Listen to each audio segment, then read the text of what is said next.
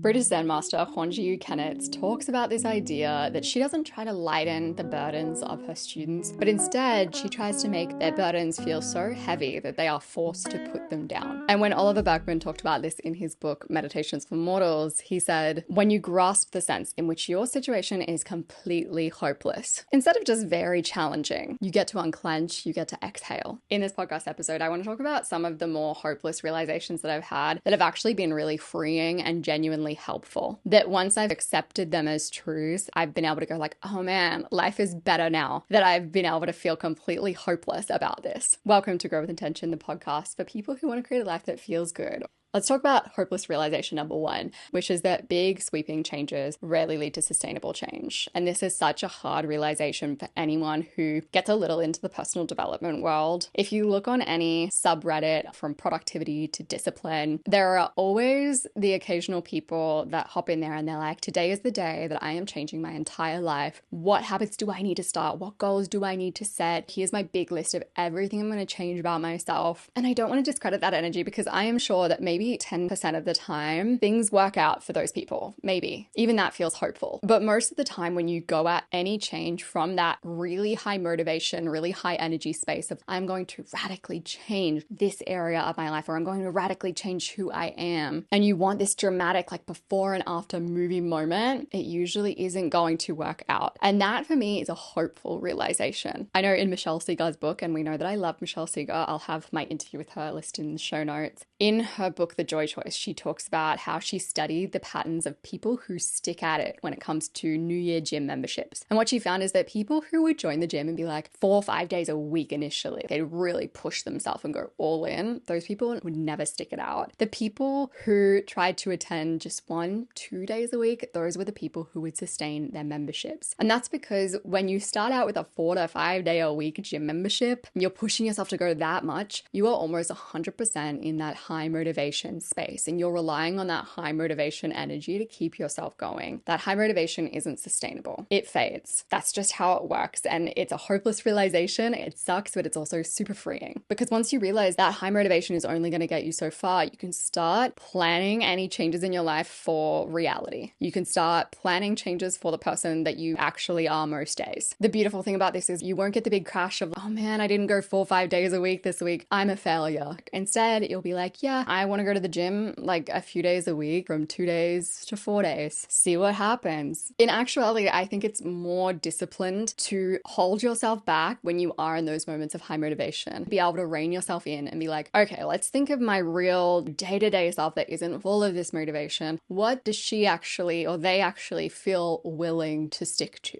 What's the maximum amount they'd go to the gym or do for whatever other habit or goal you have set in your mind? What is the max that person would be willing to do per week? And really look inwards and get in touch with yourself. Doing that is less appealing because it's not as shiny as a dramatic change. The second hopeless but helpful realization that I've had in my life is that I do not choose my thoughts. I do not choose my feelings. I've talked about this a lot just because it's made a huge difference to me personally. But for example, I'll be sitting in a group setting with a bunch of people and I'll start to feel anxious because groups. And then I'll have the hopeless realization of like, oh, I didn't choose this feeling. It's just been served to me by my brain. I can just leave it and let it be, instead of putting my efforts into fighting how I feel. Almost immediately, every time I have this realization, it's like a sense of relief. There's a Marsha Linehan quote where she says, emotions are not problems to be solved, but experiences to be felt. And that really applies here, because when you stop fighting your emotions and you just accept that's what you've been served and this is the experience that you're having, they tend to dissipate quicker. The next hopeless but helpful realization that I've had is that you are never